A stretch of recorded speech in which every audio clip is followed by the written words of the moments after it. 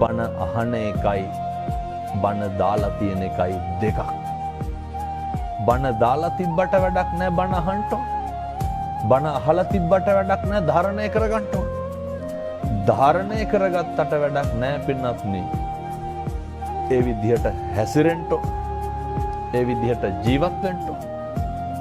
අපේ ගෙදරක පාන්දර 4 ඉඳන් රෑ 10 වෙනකම්ම නේ නිදා ගන්නකොටත් නැගිටිනකොටත් රේඩියෝ එක දැම්මහම මොනවද යන්නේ? බණ යන්නේ. ඒ නිසා හරි ඕනකමින් දේශනා කරන්න ධර්මානුකූලව හැසිරෙන්න.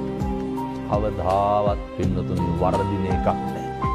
ඉතිහාසෙ එහෙම වෙලක් නැහැ.